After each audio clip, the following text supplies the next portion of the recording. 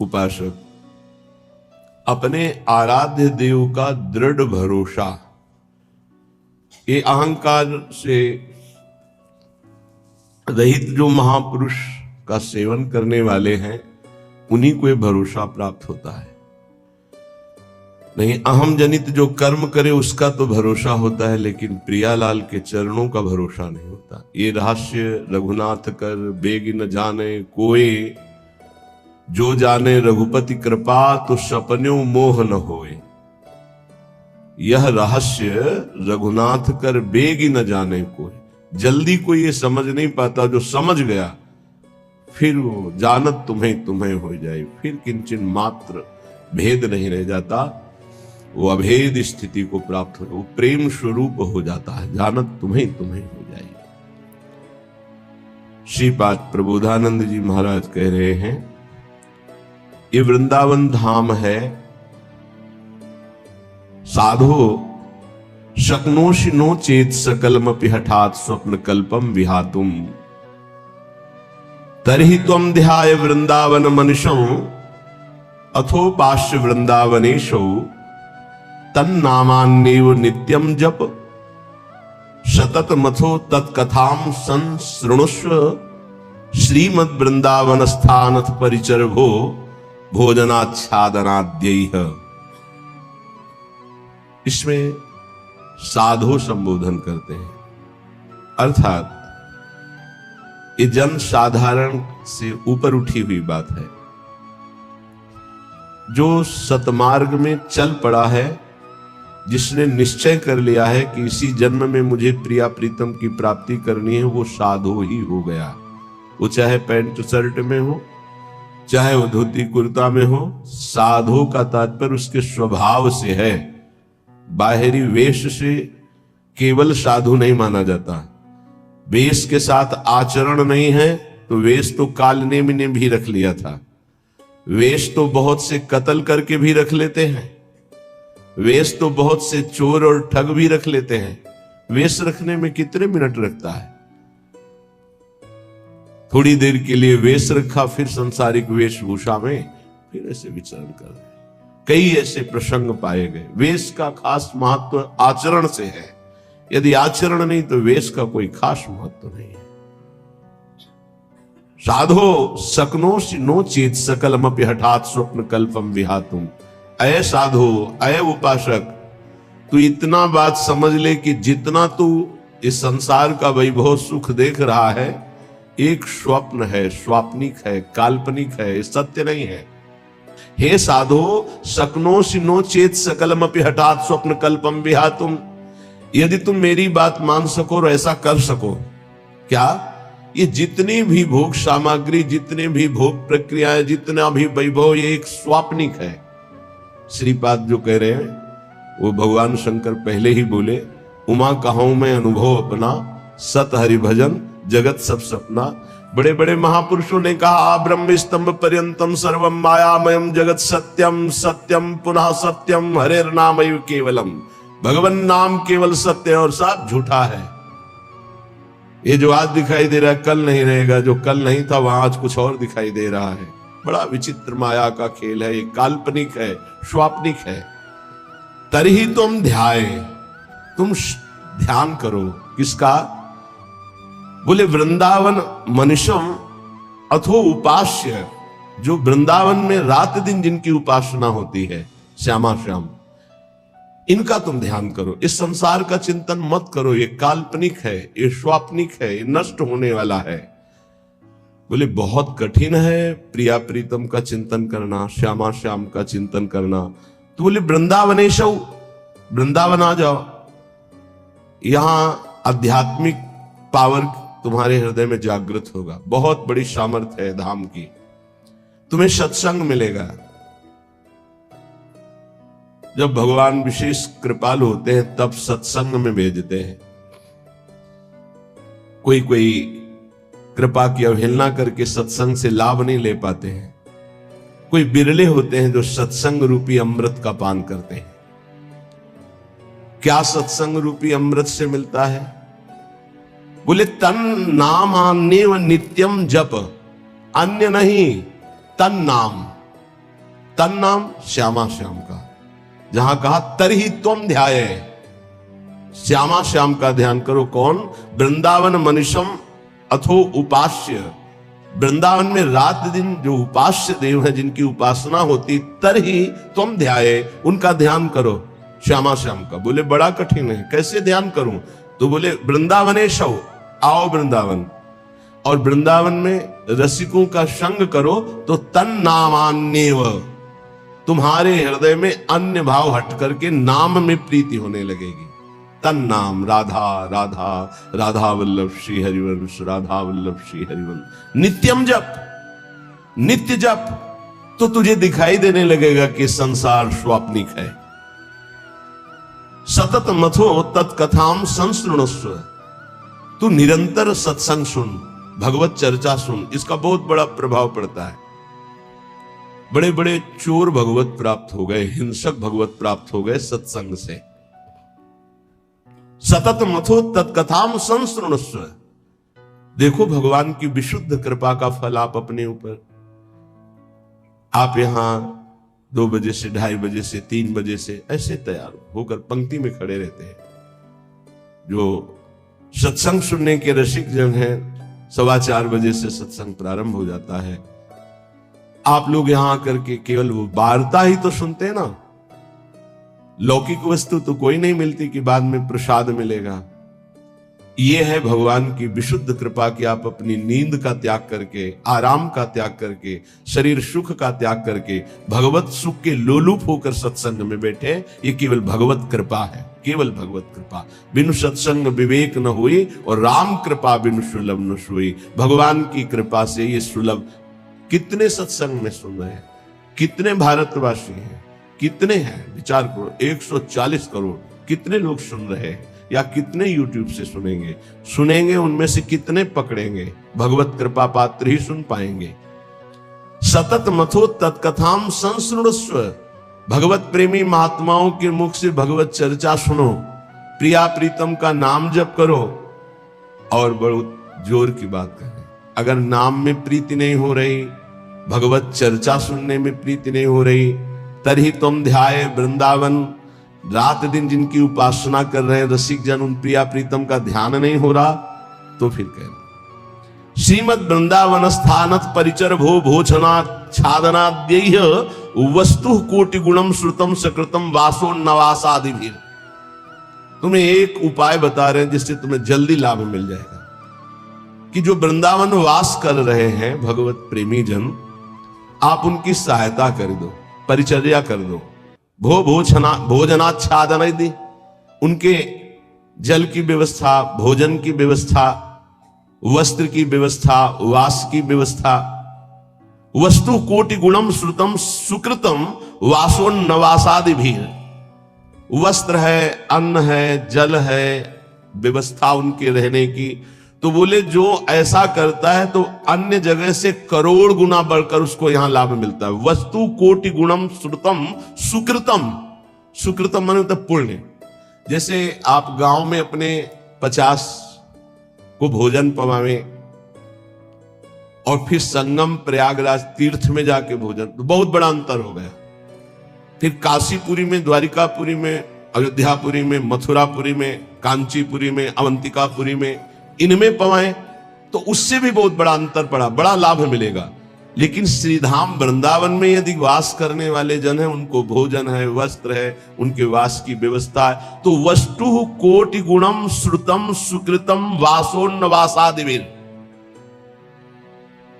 परिचर भोजनाच्छादनाद्यैः, उनकी परिचर्या, उनकी सेवा, भोजन है, जल है, वस्त्र है, आदि आदि जो उनकी वास में सुविधा देता है, बोले करोड़ गुना उसको लाभ प्राप्त होता है। वस्तु कोटि गुणम, 1 रुपया का करोड़ रुपया। ये किसको? जो अपनी वस्तु दान करता है। दूसरी बात, जो ये मान के कि प्रिया प्रीतम प्रभु की दी हुई वस्तु प्रभु के जनों में लग रही, तो उसे भगवत प्रेम प्राप्त होता है, उसकी नाम में रुचि हो जाएगी, उसकी प्रिया प्रीतम के ध्यान में रुचि हो जाएगी, उसकी भगवत चर्चा सुनने में रुचि हो जाएगी। वस्तु वही दी, फल 2 हो गए। एक हो गया प्राकृतिक फल, 1 रुपए का 1 करोड़ वापस मिलेगा, और एक हो गया कि वही वस्तु दी और भगवत प्रेम मिलेगा। नाम में प्रीति, धाम में प्रीति, लीला में प्रीति, प्रिया प्रीतम में प्रीति।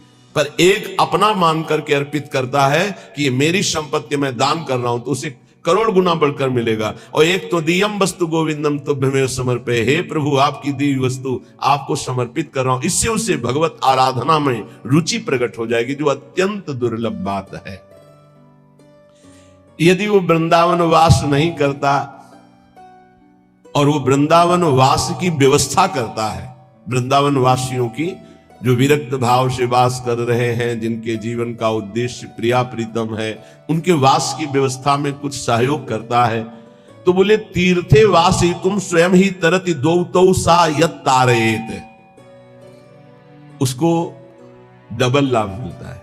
क्या?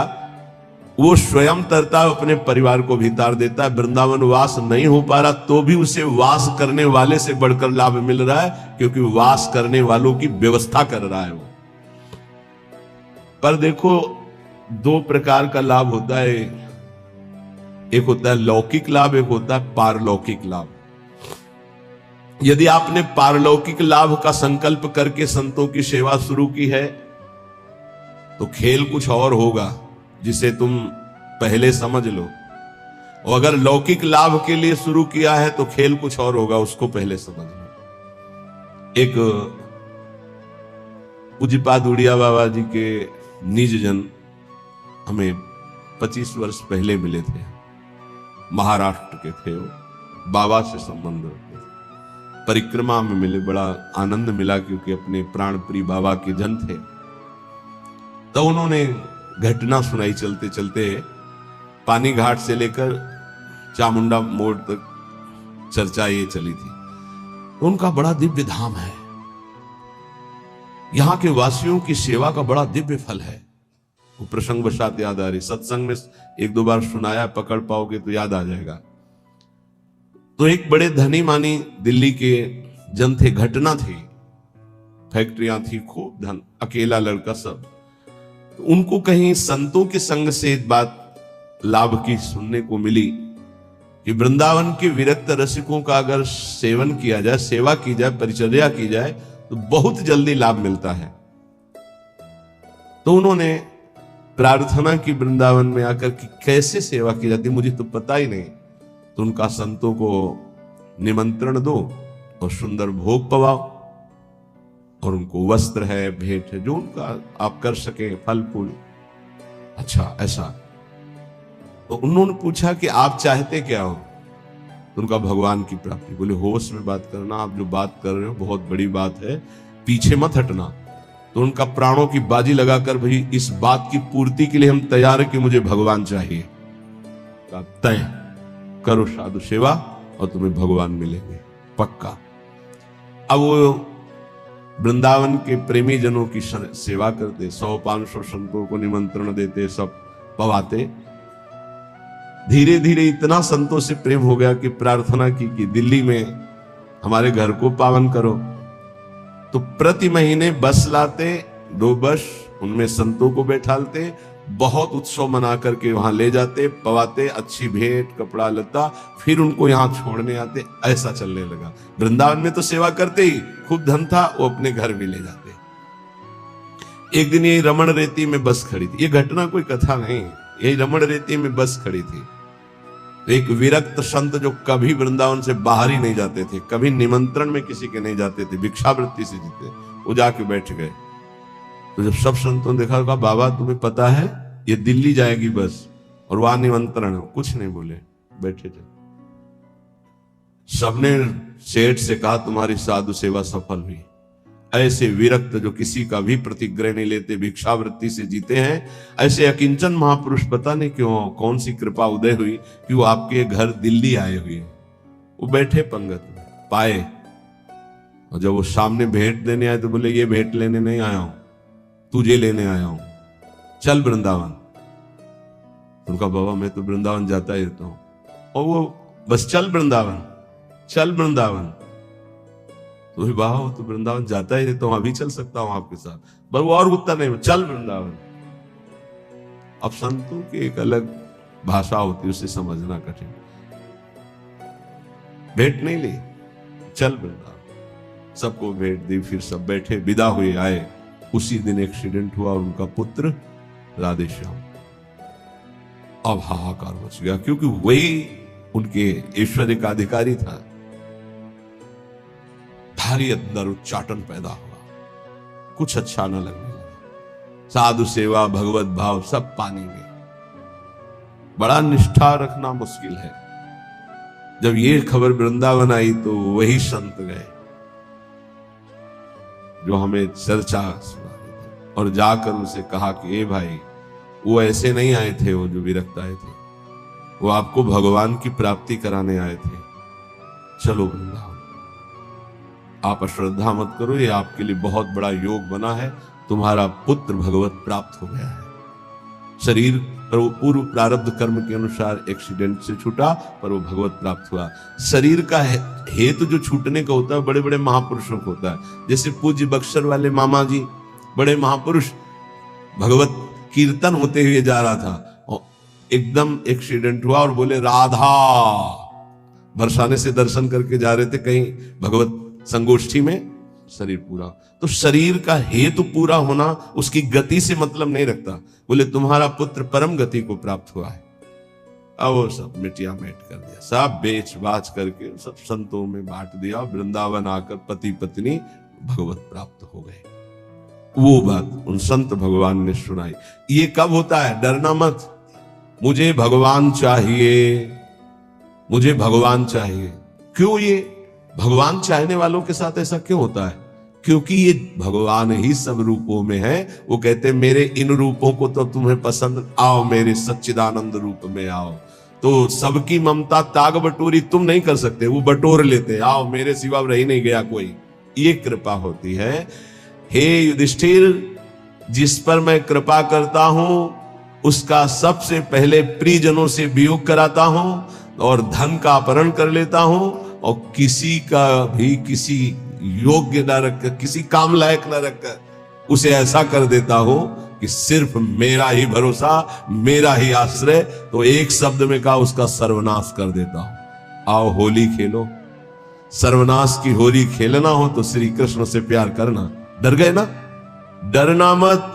सर्वनाश का मतलब है तुम्हारी मृत्यु का नाश, तुम्हारे काम, क्रोध, लोभ, मोह, मद, मत्सर, हर विकार का नाश, और सच्चिदानंद स्थिति में। ऐसा नहीं है कि सबके धन का अपहरण कर ले। अम्बरीश जी चक्रवर्ती सम्राट, दशरथ जी चक्रवर्ती सम्राट, वृषभानु जी, नंद बाबा, बड़े बड़े महाभागवत ही हैं जिनके आंगन में भगवान घुटने के बल खेल रहे। कभी कभी भक्तों की अनेक जन्मों के संस्कार को भस्म करते हुए माया समेट लेते हैं। यही माया है, मैं और मोर तोड़ते माया। तो यहां कह रहे हैं जो अपनी वस्तु मानकर दान करता है उसे करोड़ गुना बढ़। ये अच्छा लगता है, ये अच्छा लगता है। एक देव करोड़ भंजाओ, और दूसरा है आपकी वस्तु आपको समर्पित, वो सीधे आपको प्राप्त करेगा प्रभु को। अनंत काल तक के लिए महान वैभव संपन्न, सुख संपन्न प्रभु के समीप, जो हमारे प्रीतम है, जिनके हम अंश है, वास्तविक जो हमारे संबंधी है। ये तो सब संबंध का नाटक है, वास्तविक सत्य संबंध हमारा प्रभु से है। तो श्रीपाद कह बहुत सुंदर उपाय बता रहे। साधु सकनोश, यदि तुम ऐसा कर सको, संपूर्ण संसार स्वाप्निक है, इसका त्याग कर प्रिया प्रीतम का ध्यान करो। बोले बड़ा कठिन, कैसे करूं? बोले आओ वृंदावन रसिकों का संग करो, तन नाम जप, उनका नाम जप करो, नाम कीर्तन करो, लीला कथा सुनो, तुम्हारी प्रीति हो जाएगी प्रिया प्रीतम में। बोले बहुत कठिन है, इसमें भी मन नहीं लगता। तो फिर ऐसा करो, जो वृंदावन वासी विरक्त जन, उनको भोजन कराओ, उनके वस्त्र की व्यवस्था करो, उनके वास की व्यवस्था करो, उनके वास की सुविधा दो। वस्तु कोटि गुणम श्रुतम सुकृतम वासोन्न वासादि भी, वस्त्र और वासादि की व्यवस्था, भोजन भोजनाच्छादन की व्यवस्था। तो बोले वास ही तू स्वयं ही तरते, वो स्वयं तर जाएगा। और दो तव स यत तारेत, और दो को तार देगा, आगे की पीढ़ी और पीछे की पीढ़ी, उनको भी तार देगा। प्रेमानंद रसात्म धामनि परे वृंदावने वासको, त्वाश्चर्याम वृषभानुजा प्रीरतिम प्राप्नोत्यनायासतः। अनायास उसे प्रिया प्रीतम के चरणों में प्रीति प्राप्त हो जाएगी, जो वृंदावन वासियों से प्रीति करते हैं। पूज्य श्री मथुरा दास जी के वचन, बहुत बड़े महापुरुष थे। वो कहते थे कि ए जी, हम तुमको एक गुप्त बात बताएं। तुम किसी वृंदावन वासी से ऐसा प्रेम कर लो कि वो तुम्हारी याद करे, वो भगत नहीं आया। बस जान लो कि प्रिया प्रीतम जरूर तुम पर रीझ जाएंगे, कोई यहां का वासी तुम्हारी याद कर ले। अब ऐसे नहीं कि हमारी याद कर लेना, ऐसे आचरण करो कि वो तुम्हारी याद करे, ऐसी प्रियता बढ़ाओ कि वो तुम्हें अपना कहे। अच्छा, बहुत दिनों बाद आप दर्शन दिए, कई बार याद आया, आपकी स्मृति आई, अहो भाग्य धाम में बैठकर भजन करने वाले आपकी याद करें। ये पूज्य मत्स्यदास जी कहते थे, तुम ऐसा अपनापन करो किसी वृंदावन वासी रसिक से कि वो तुम्हारी एकांत में सेवा का स्मरण करके याद करे, तुम्हारे आचरण, तुम्हारा स्वभाव, तुम्हारी भजन पद्धति, तुम्हारा अपनापन, वो एकांत में तुम्हें याद करे। तो कह रहे, प्रेमानंद रसात्म धामन परे वृंदावने वासकस्त्वाश्चर्याम वृषभानुजा प्रिय रतिम। आश्चर्य की बात, प्रियाजू के चरणों में प्रेम प्राप्त हो जाएगा इन वृंदावन वासियों की सेवा से। और कहते हैं प्राप्नोत्य अनायासता, इसके लिए तुम्हें कोई साधना नहीं करनी पड़ेगी, अनायास प्रेम की प्राप्ति हो जाएगी। निष्किंचनां कृष्ण रसे निमग्नां महानिरीहां जनसंग भीता। पर सेवक जो निष्किंचन है, अकिंचन जो प्रियालाल के अनुराग में रंगे हुए हैं, उन्हीं को निष्किंचन कहा गया है, प्रियालाल के सिवा जिनका कोई नहीं है। ऐसे कृष्ण रसे निमग्नान, जो प्रिया प्रीतम के प्रेम रस में निमग्न है, ऐसे की सेवा से प्रिया प्रीतम का प्रेम रस प्राप्त होता है। ध्यान रखो, छल कपट का भी बहुत राज्य है। यही पास में ही राजा था कंस, कहीं दूर नहीं था। तो अगर कृष्ण की नगरी है तो पास में कंस की भी नगरी है, उसका भी प्रभाव होता। जैसे आपने 100 रुपया दिया और उस 100 रुपये का किसी ने मदिरा पान किया, जिसको दिया, अब वो आपके सुकृत नष्ट हो जाएंगे। बहुत धन देने के लिए पात्रता की अत्यंत आवश्यकता है, बिना पात्र के धन मत दीजिएगा। भोजन के लिए पात्र और वस्त्र के लिए, इसके लिए नहीं सोचना। जैसे कोई ठंडी में कांप रहा है तो पात्रता नहीं देख रही, भोजन भूखा है उस पवा दो, पात्रता नहीं देख रही। हमारे सामने भोजन पाओ बैठ के, हम तुम्हें जितना पाओगे पवा देंगे। सर्दी है, ये लोग कपड़े ओढ़ लो, ठीक है। लेकिन जब रुपया देने की बात आवे तो बहुत होश में देना चाहिए कि उस रुपये का क्या करेगा। निष्किंचना नाम कृष्ण रसे निमग्नान, बहुत छल है। कोई बिरला, सैकड़ों में कोई बिरला एक ऐसा जो भगवान के मार्ग में विशुद्ध चलना चाहता, नहीं तो ये माया ऐसी बुद्धि भ्रष्ट कर देती कि वेश का दुरुपयोग और नौटंकी। अगर हम ऐसे को अर्थ देते हैं, ऐसी की व्यवस्था करते हैं, तो हम भी पाप के भागी होते हैं। इसलिए पात्र देख करके, ऐसा नहीं कि मनमानी, पात्र देख करके।